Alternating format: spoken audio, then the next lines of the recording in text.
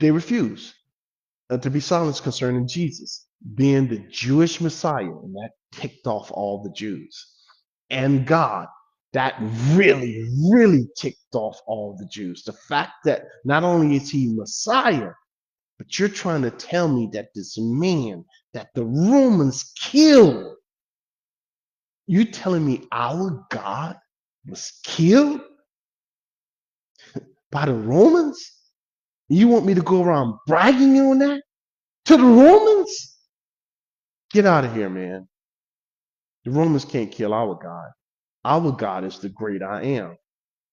No, your God is a manipulated God, one who accepts you based on, you keeping some law that you can't keep, instead of the God of the scriptures that you have, who said, the soul that sin shall die.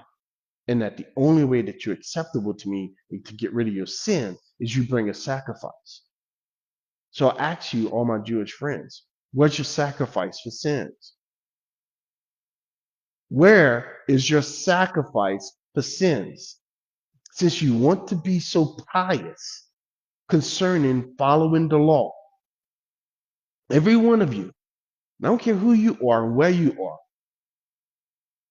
you want to follow the law, you want to follow the Sabbaths, which you're not doing, you want to follow all the stuff in the book, but ignore the fact that you have to be going to Jerusalem, doing it in a temple in Jerusalem, sacrificing the animals for atonement of your own sin. You haven't done it for centuries. And you ignore it as if it's not in your scriptures. Where's your atonement for sin? Where's the blood sacrifices? Where? Then you have a false religion. You're not even following your own. Bring down upon themselves the condemnation of the influential Jews. And they've been doing that throughout all history since the days of the prophets.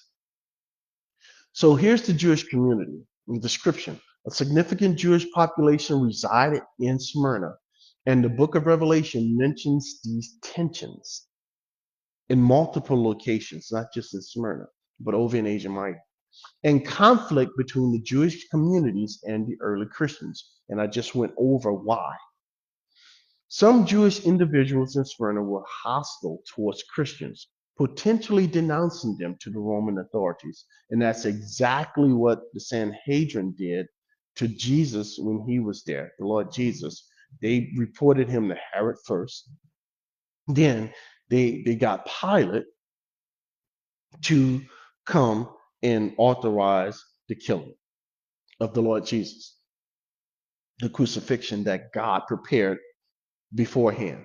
Now, the Christian community and the persecution that came. Facing persecution, the church of Smyrna faced significant persecution both from pagan Romans and from some within the Jewish community. Christians were seen as a threat to the established religions and cultural norms. And we are still today, friends. If you call out homosexuals and these wicked uh, leaders who's trying to push this transgender mess, this stupidity, this insanity of transgenderism and all this stupid mess, folks, they're going to turn on you. They're going to try to get you fired from your job. They're going to try to get you, thrown in jail to try to shut you up. Folks, I'm not shutting up. That mess is an abomination to the Lord. Abomination. And if he don't save you, you're going to end up in hell. Their refusal to participate in emperor worship led to economic hardship.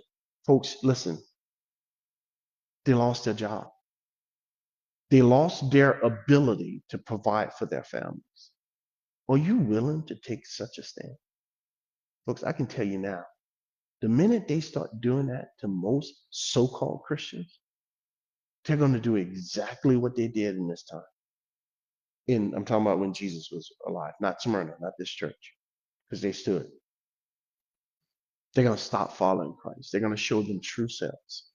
They're going to want to preserve their own life. They're going to want to do for their children. They're going to put Jesus aside, and they're going to chase this world. It led to economic hardship, where they were going and they were living on the street, and they were, going from house to house wherever they had to live, and even martyrdom. The spiritual riches amidst the poverty. And this is, look, I don't know how these prosperity demons can even come close to preaching this kind of, they never talk about Smyrna. Why? Because God says that they were poor on the things of this earth. And the prosperity demons would never, ever say that. Why? Because it goes totally against everything they say.